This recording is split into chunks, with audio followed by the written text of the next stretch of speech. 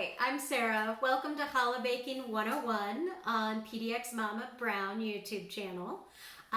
Before we jump right into the challah recipe, which I will have posted at the end of the video and in the description, I wanted to tell you a little bit about challah and why it's so special to me. First of all, challah is a traditional bread that Jews eat on Shabbat, which starts on Friday at sundown and ends on Saturday at sundown. Depending on your tradition, you may eat one or two loaves at each meal during that time. So it's a bread that is very light and sweet. You can make it sweeter with chocolate chips, with honey, however you like. It's supposed to really imbue joy, love, family, generosity into your Shabbos meals. If you're interested in learning a little bit more, I will post notes that I've had from a previous challah baking class about what each ingredient represents. But today we're really going to just focus on the recipe. Also, just a couple of shout outs here. This is a recipe that I have quartered from my dear friend Eve from the Mega Challah Bake. I think this was from her event, from the Mega Challah Bake. If not, it was from my other dear friend Mushka's Challah Bake. I quartered the recipe. Usually we use a 5-pound bag of flour and a number of tablespoons of yeast. But given the situation right now where flour and yeast and other ingredients are scarce, all we need are 2 1/4 teaspoons of yeast and 3 or 4 to maybe 6 cups of flour. So I wanted to make it accessible for everyone, and then you can always double it or quadruple the recipe if you would like. Let's see here. So I want to give props to my son, Max, who is my producer, my cameraman, my editor, my light manager. He's truly my best boy, and he's behind the camera right now. So why don't we go ahead and get started? As I said, we're going to be following the recipe that I have posted, and we're going to go step by step and make it as simple as we can. Now, this is not a live video, so you can pause it and also know that our timing on this video is not going to be in real time. We are playing around with time lapse and some other really fun editing options. All right, let's get right into it. I'm going to be giving tips along the way. And you can certainly comment and ask questions. So I'm going to be wearing gloves because most likely I will be making this challah and then sharing it with friends and family. And I have definitely washed my hands, but I want to make sure that everyone is healthy and safe. So we are going to start with the first little chunk of ingredients. And I always find, I used to think it was so silly on cooking shows how they had pre-measured ingredients. But here's the thing. If you pre-measure your ingredients, it makes the whole process go so much more quickly. Instead of racing to the pantry or somewhere else, realizing you forgot an ingredient or you don't have an ingredient, I do this whenever I bake. So right here, I have pre-measured 2 1/4 teaspoons of yeast, and I'm going to pour that in and then set that aside, and a teaspoon of sugar as well. The sugar and the yeast have to work together. What I'm going to do is kind of combine these in the bowl, just gently, always gently with yeast. And then this is warm water. It's not boiling because that will kill the yeast. So I just make sure that the yeast is kind of on the bottom of the bowl, drizzle the water around it. You can stir it up if you want. I don't tend to do it. I just like to let the yeast go, let it set aside. So I'm going to set it aside here while I work on the other ingredients. So then the next bit, we're going to get out our large bowl, and here I do have, again, some pre-measured ingredients. I have the 1/2 cup of sugar. It's going to go right in there. What's the next one? 1 3/4 teaspoon of salt. So that's going to go in as well. And then the vegetable oil. This is a 1/4 vegetable oil, Nothing fancy. Really don't need anything fancy here. That's going to go in. And then this one you do want boiling water. So I just boiled water in my hot pot, and I'm going to pour it in. Now you can see I'm using a couple of different kinds of measuring cups because I love to bake and I have lots of different ones. If I'm handling hot water, I want something that's going to give me a little bit of space on the top and a nice handle versus something like this where I have to get it to the brim and then dump it in just for safety's sake. You know, I am a safety gal. All right, so you're going to dump that in, set that aside, and I love to just use a very basic wooden spoon for this. And then you're just going to gently combine these ingredients, the water, the salt, the sugar, the oil, and you want to just gently stir it until the salt and the sugar are combined.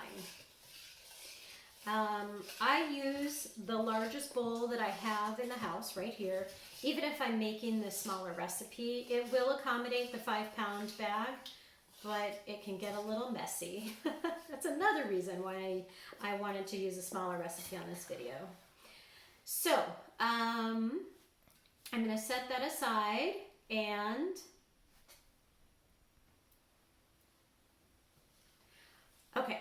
So I've mixed this up, and I'm going to just set the spoon down. You can see it's pretty clear. We're going to just move it over to the side here, maybe over here so you can see better. And then in just a minute, we're going to get the flour in. But the next step is getting the eggs in. So we have 3 eggs. The recipe calls for 3 eggs. 2 are actually going to go into the challah dough recipe, and 1 we're going to reserve out for the egg wash that goes on top after we've braided the loaves. Now, there's a number of reasons that I crack the eggs into a separate bowl. 1, it's the appropriate kosher way to do it to check for blood spots. But 2, and probably more near and dear to my heart, is the fact that I started baking with my son when he was quite young. In fact, he was in a backpack on my back. And as he got older, he really wanted to crack eggs and have fun with that. Well, if you've ever done baking with kids, you know that egg cracking takes some finesse and some practice, and often you get shells.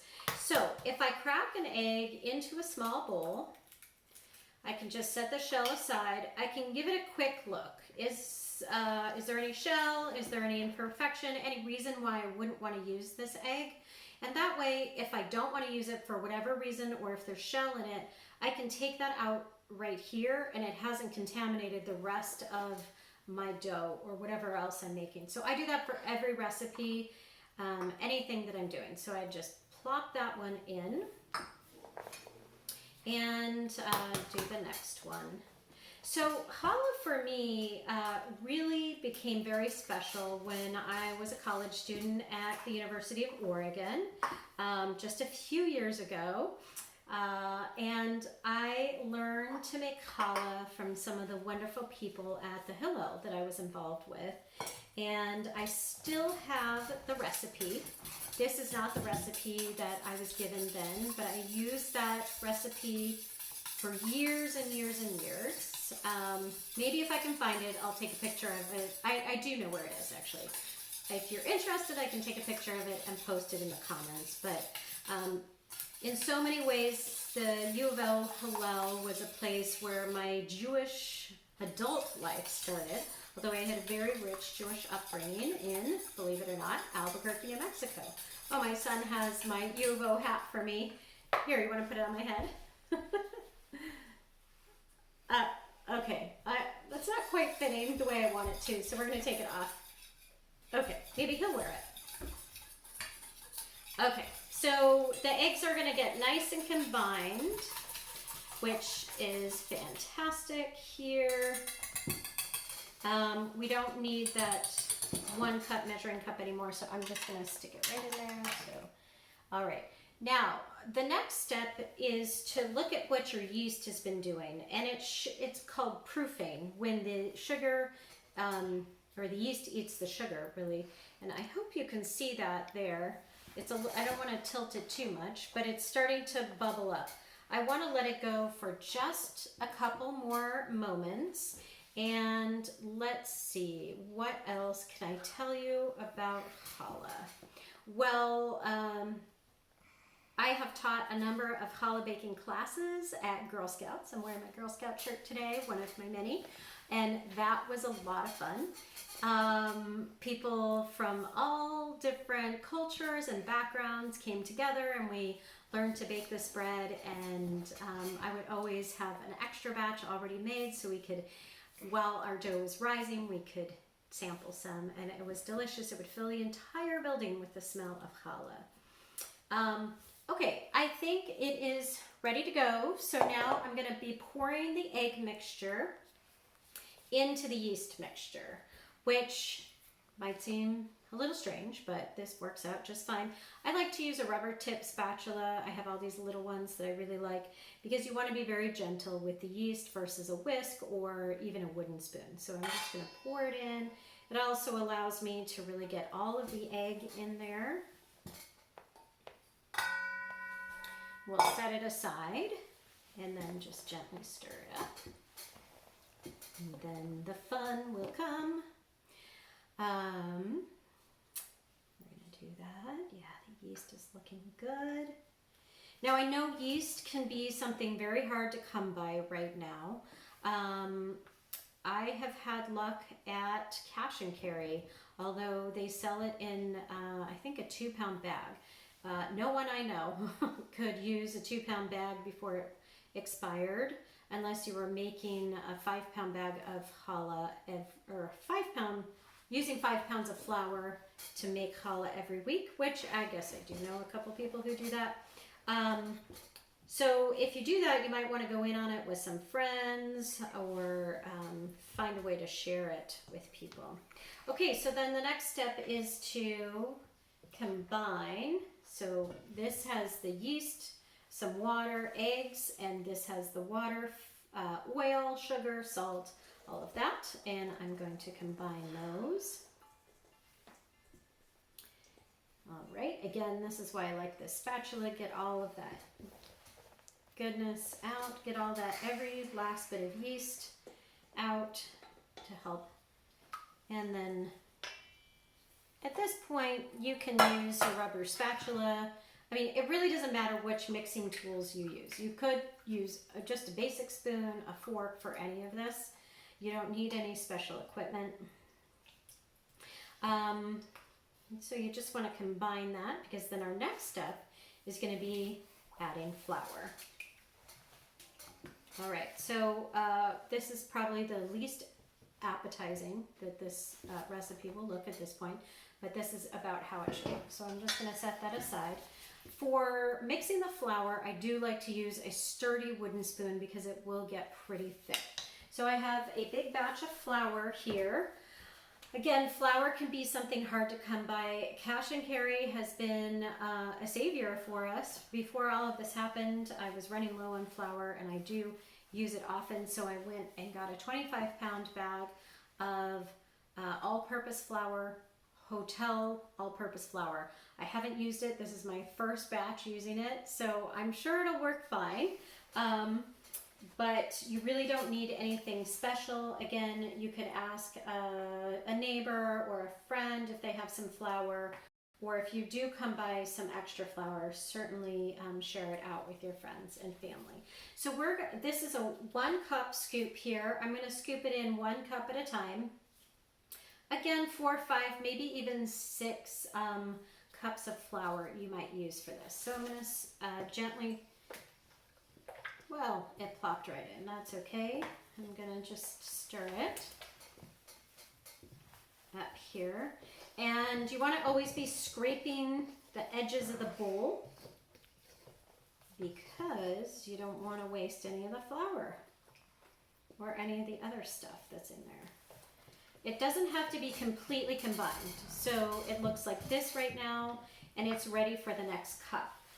If you're doing them single cup, this is not measured out. You just have to keep track of how much flour you're putting in. So this is cup 2. All right. And I'm going to do that. I know that a lot of people have been making challah videos, which has been wonderful. I will say, for me, honestly, March 13th was the last day my son went to school, and we knew then that he wouldn't be going back to school at least for a couple of weeks, and things were pretty unsettled. And I came home and I baked a 5-pound batch of challah, and I shared it out with neighbors, with friends. I've been bringing it to different people who are in need over these last few weeks, but I have now run out. So it's time for more challah. All right, this is cup 3. And I thought, well, why not? Let's make a video. Let my son practice his editing skills and do a fun project together. All right. So I hope each of you are finding ways to ground yourself, maybe through traditions, maybe through walks or meditation, whatever it may be. Just taking a few moments every day. Close your eyes, take a deep breath, think about things that are working, think about things that you're proud of. I find that that's really helpful because it's really easy right now to kind of focus on what's not working. Okay, cup 4.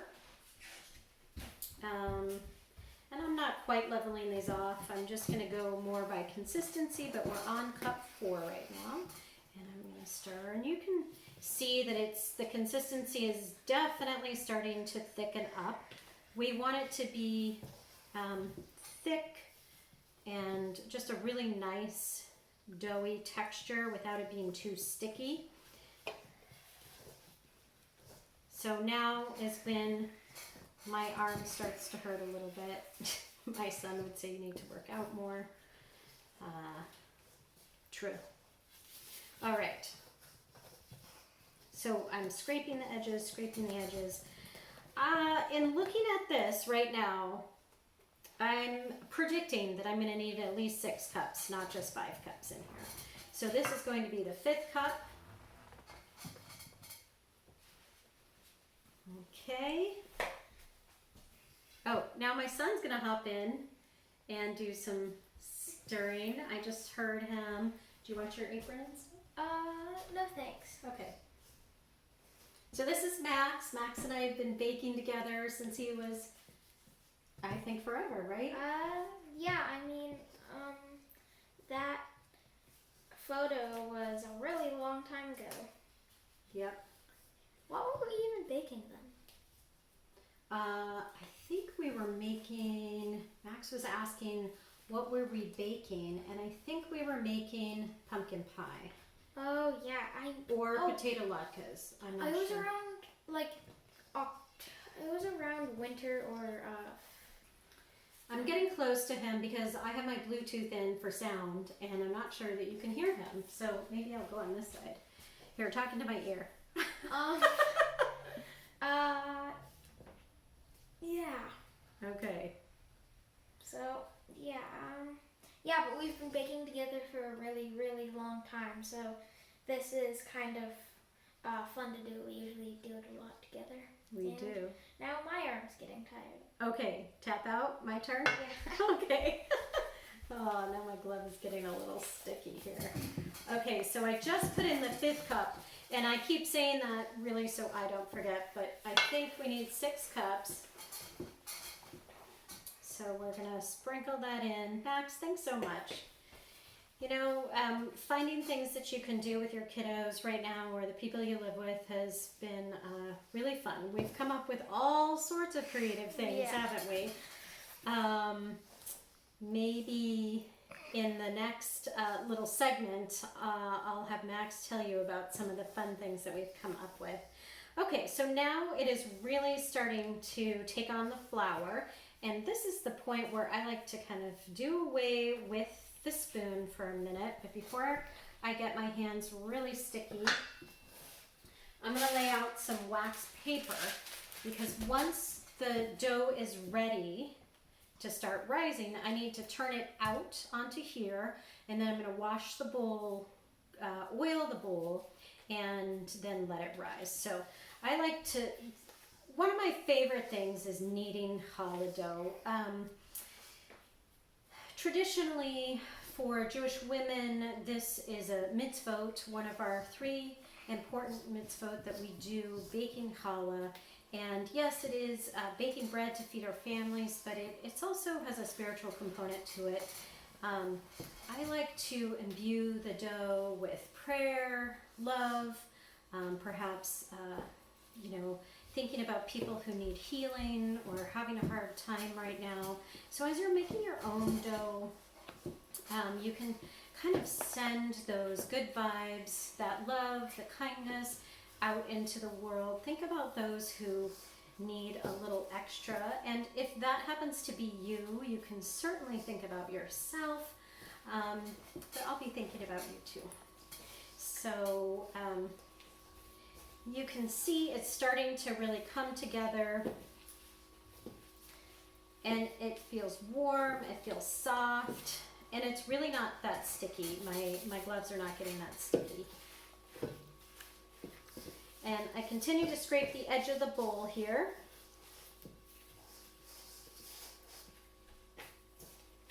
And I'm just kneading it to try to incorporate all the dough that's on the bottom of the bowl and all around. You can even just kind of rub the ball of dough around the edge there.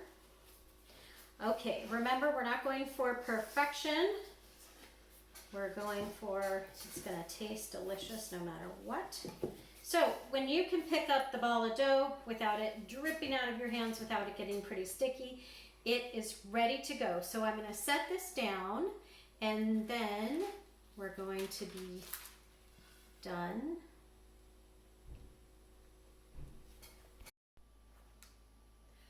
All right, so I've cleaned the bowl. I turned this out, it just sat for a moment. And then we have Max is gonna come on back and he is going to oil the bowl, which is a very important step to help the dough rise. And while he's doing that, he's also maybe gonna tell you a little bit about some of the fun things we've been doing, maybe his favorite baking projects we've had. Hi, Max. Hi, yeah, so oiling the bowl is kind of, so you want a cup or just like something like this of oil, and you're gonna maybe a tablespoon. Yeah, half maybe a something tablespoon. like that. And then you might want a towel or a paper towel or something like that to kind of spread it around, so you can pour it in the bowl. I hold it up for you. Okay, and then you just kind of try to spread it around, get it all over the place, so none of the challah sticks anywhere, because you all want this delicious challah. So yeah, once you feel like you've got it all, and a good way to test if it's good, so maybe look for places that it doesn't look that shiny. Okay. And then we're gonna plop the challah in with the dough, which is become hollow, but it's not hollow yet. Mm-hmm. All right, nice job. Alright, just plop it in. Mm-hmm. Let it go. Just let it be. Okay, and then you're gonna cover it. We're gonna cover it. Covering it, I mean, you can or you can't, but it's a good idea too, in case like anything gets in it or tries to. Yeah, you don't want to fly into it. Yeah, you don't want to fly. Let me just say, challah, again, baking for me is so fun and just connects me with a lot of traditions. Come here, Max. So my friend Maribel gave me this when I was in my hometown of Albuquerque last time, and this has become my bread rising cloth. So we're gonna let this sit for how long? About 2.5 hours. Okay. And was there anything else you wanted to share before? No, not really. Okay. What is one of your memories of baking as a youngster? Baking, I remember doing, my my dad is into music, so one year we made him a guitar cake, and that was very fun to do. And then I wasn't so young in this one, but it was our first time kind of using fondant on a cake, and that was kind of exciting for all of us. So we went to Market of Choice, got a really good just white red velvet cake.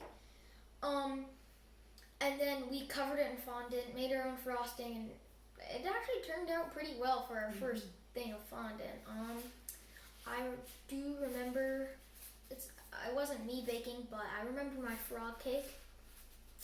That was a very cool cake, and I also remember the ukulele cake. The frog cake was for your first birthday. And ukulele was third. What do you think? Yeah. Second. Yeah. And then third was the electric guitar. Oh, yeah. So. Yeah. All right, well, we're going to let this rise for 2.5 hours. Okay.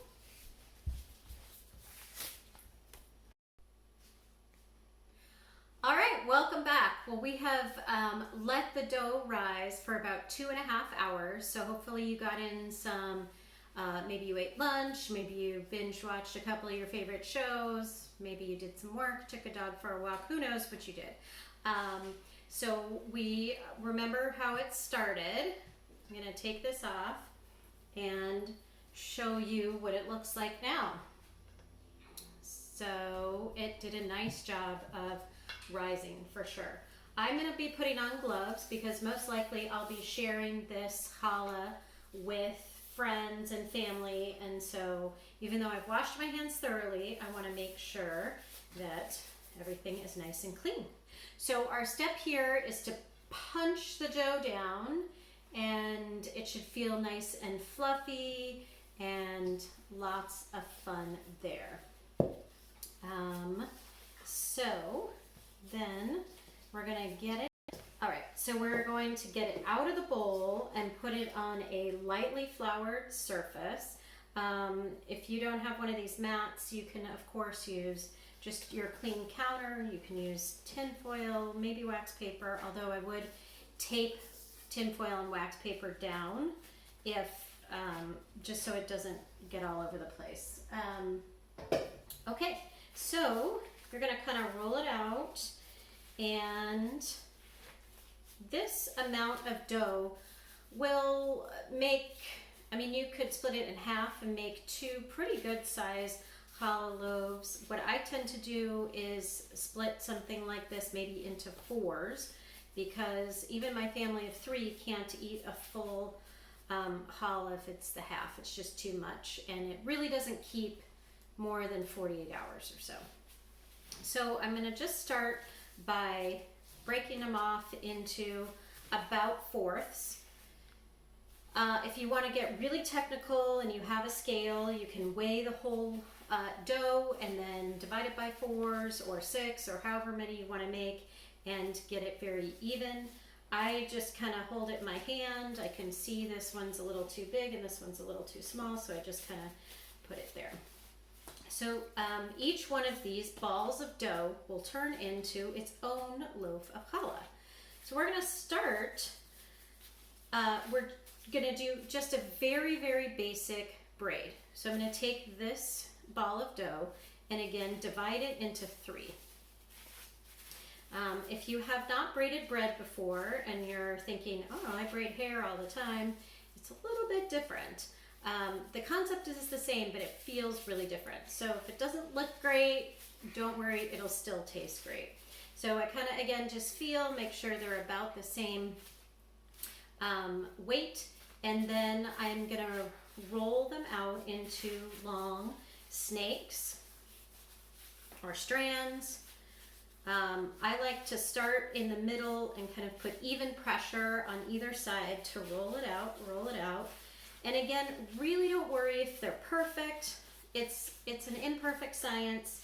It will bake out and look beautiful and of course taste delicious. So don't worry about if my ends are getting a little fat here. So, and you want to roll out 3 of these.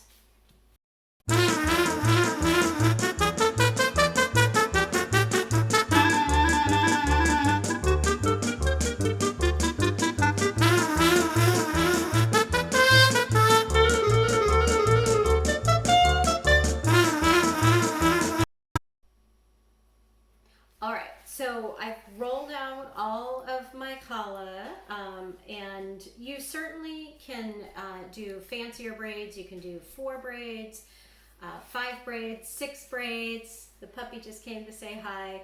But today I'm teaching you the basics on how to just make challah, and the 3 braid is the easiest. So we're going to start there. I have some different toppings here. I have raisins. This is one of my favorite things. Everything bagel. Seasoning. You can get this at Trader Joe's. I don't know if it's still available, but you can. Thank you, Mushka, for introducing me to that. Mini chocolate chips. I like to use the mini chocolate chips more than bigger ones. I just like that. And then poppy seed. So these 2 will be something that we would add on after the last egg wash. But these 2 are something that you can incorporate right into the dough before you're braiding it, and I like to do that because then the raisins don't burn on the outside. So we're gonna start, the dog is cleaning up the mess behind me. We're gonna start with raisins, and the way I like to do the raisins is just kind of, it's like ants on a log, if you remember that from being a kid. Just kind of jam the raisins in there. So after you've made these nice round strands, you kind of flatten them out, which is just fine. And, you know, you could even mix and match. You could do cranberries and white chocolate chips in here. It really, it's baker's choice, or perhaps diner's choice, whoever's going to be eating it. My family doesn't love raisins in their challah. I do. So this will probably be one that I give away.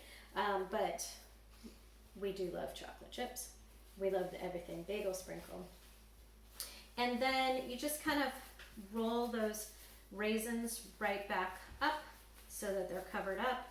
And this is going to add such a delicious treat when you bite into it after it's baked.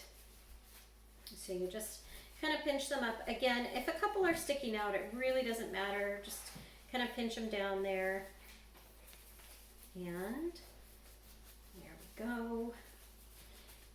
Now, you notice there's lots of different sizes and shapes, widths, textures. All of that is okay. It will bake out and still be delicious. Okay, so once you've got these kind of all together, you just position them next to each other. And I like to keep a little extra at the end so I can kind of finish it off. But then you just braid like you normally would.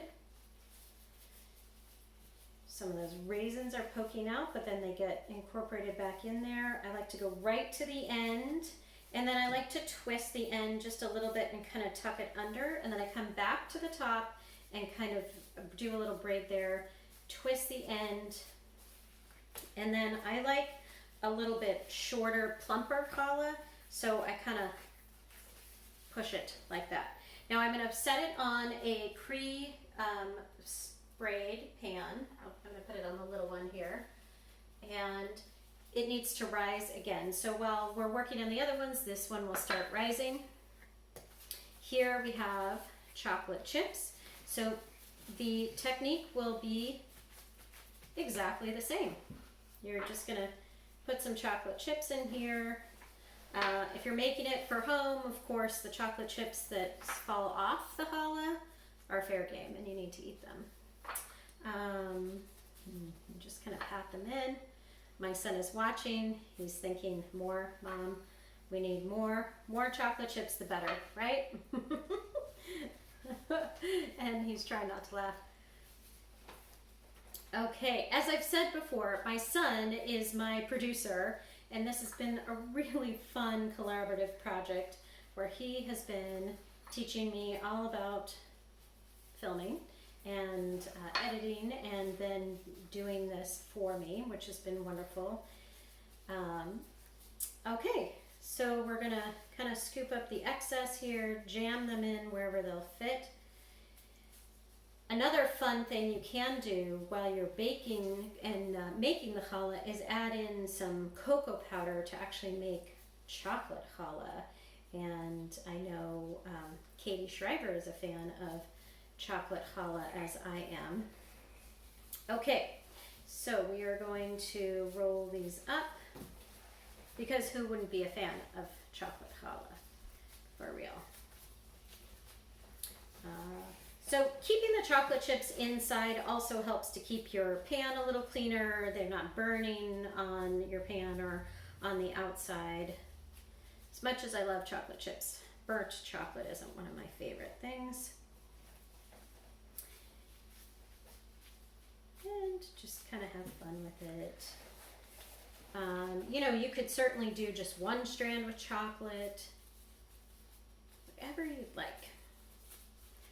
All right, here's another opportunity to practice the braid.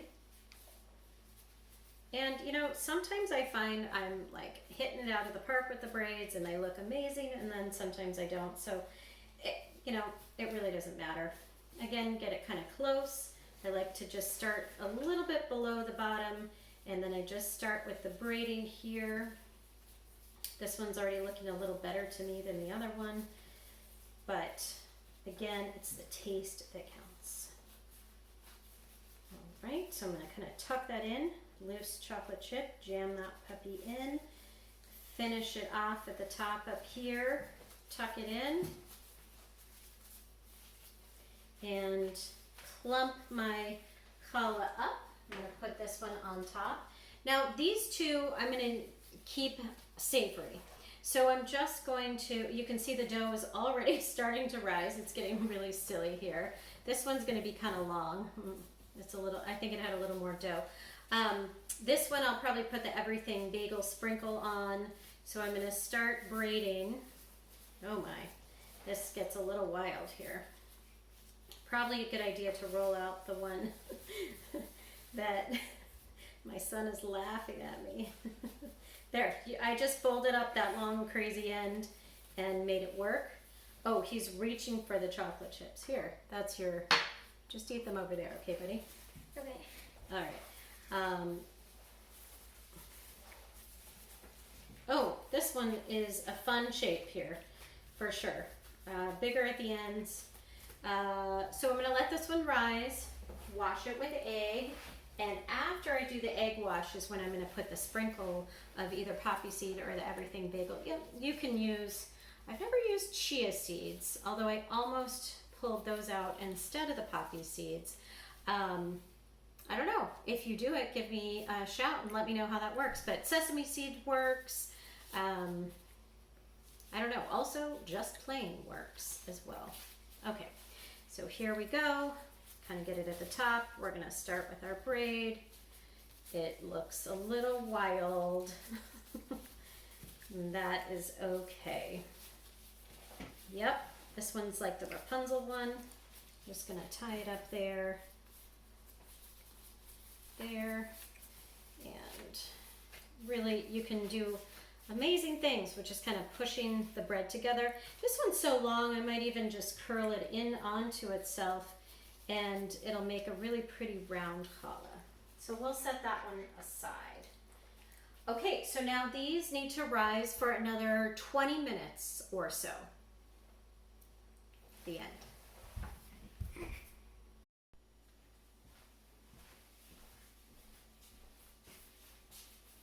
Okay, welcome back.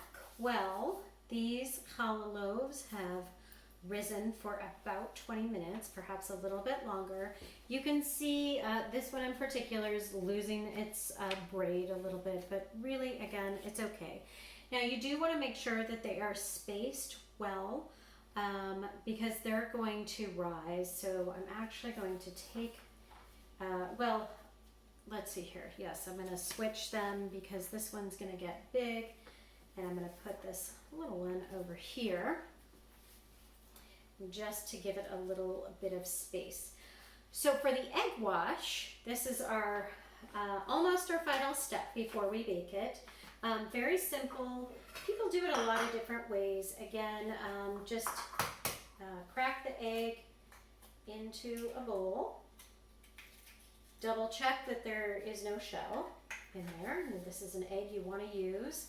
Some people put a little extra honey or something to make it sweet. We just like to use the egg plain, and right in there I just I mix it up. I'm using I guess this is called a pastry brush, I'm not sure. In a pinch, I have used a rolled up paper towel. Really the point is just to get the egg mixed up. It's probably best to mix it with a fork or maybe a little whisk or something, but I just do it here. And then to get the egg covering the entire top of the challah. Ideally, not too much of the egg is underneath the challah or on the pan because it will burn, but you know, you do your best. So then it's just like painting. Dip it in, paint, and you know what, I already got some on the pan. It's no big deal at all. And here you go.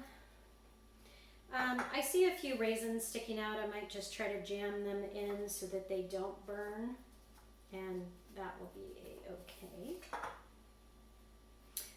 People can make challah in so many different shapes. There are different shapes, a key, you know, depending on the holiday or just whatever you're feeling. And it's a lot of fun that way.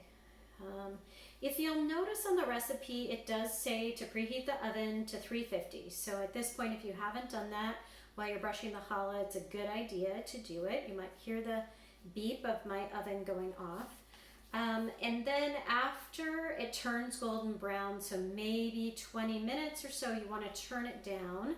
I highly recommend doing that. So after 20 plus years of baking challah, not this most recent time, but the time before, I did not turn it down, and the bottom of the challah loaves were completely charred, and I had to actually cut them off. They were inedible. Okay, so this one, if you recall, was one we did not put chocolate chips or raisins into, and I can certainly leave it plain, but we love everything bagel sprinkles. So I'm going to take that and just sprinkle a little bit on. It has that delicious onion, garlic. I just love it. All sorts of yummy stuff. You could make your own sprinkle as well. So these two are actually ready to go in the oven. So I'm just going to swap them out here. The round one, Max really wanted me to make sure that I told you that traditionally the round challah is for Rosh Hashanah, the Jewish New Year. Rosh meaning head, so head of the year. There's so many reasons why round is the tradition for Rosh Hashanah. It's round, like the cycle of the year. It can represent a crown. Just many, many reasons. But there's nothing against making a round challah any time of year. It just happens to be the tradition during the new year, which usually falls in September or October. All right, so this is our chocolate chip one. It's also getting an egg wash. They will all get an egg wash. And again, if you are making the vegan version of this, you could have omitted the eggs to begin with, which I could have said before, but I didn't. And you don't need to do an egg wash. It will just not be shiny. It'll be a little more matte, which is okay. All right, and here we can use the poppy seeds, or again, whatever you want. So I'm just gonna sprinkle a few, maybe, poppy seeds on this one. Beautiful. There. Here are a couple chocolate chips poking out. I'm gonna pop those back in. And I think they're ready to go in the oven.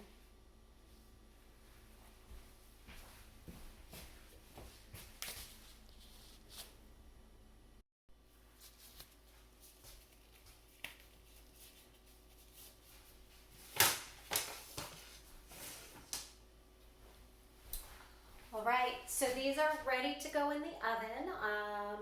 Like I said, I'm going to bake them for about 20 minutes at 350, and then when they get nice and golden brown, I'm going to turn it down to 325 and cook another 30 or 40 minutes.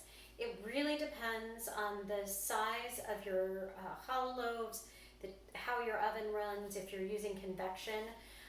Sometimes I recommend that if you are using convection that you turn the initial heat down to begin with. So even starting at maybe 325 on convection and then moving it down to 300, but that's up to you. So we're gonna pop these in. Looks like my oven needs to get cleaned a little. Been doing so much baking lately. And set the 20-minute timer.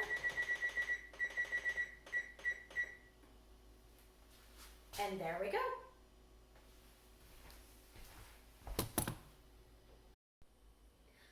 All right, the timer just went off, so I'm gonna take the challah out, and it is looking delicious. Take a look at that. It has grown, and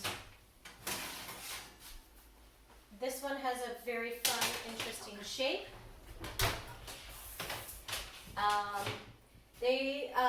So here we have the challah. This is the raisin one. We have the everything bagel, chocolate chip, and the poppy seed. So I hope you enjoyed this tutorial. One thing here. Once these cool down a little bit, I'm going to move them to the cooling rack, cool them completely, and then wrap them in foil, and you can freeze them for up to 6 weeks in your freezer. Otherwise, if you're ready to eat it, just let it cool down till the touch and enjoy it warm. It really doesn't keep more than like 24 to 48 hours, so eat up that loaf. Hope you enjoyed this. This is our first challah making video and cooking video. Stay tuned at the end of this for a special treat, and we hope to see you next time. Thanks so much. Bye-bye. Well, one of the special treat, it's not the actual one, but there's the dog. Well, if you've stayed this long in the video, you will have heard that there's a special surprise, and it is making challah with me, Chef Max, and let's get into it.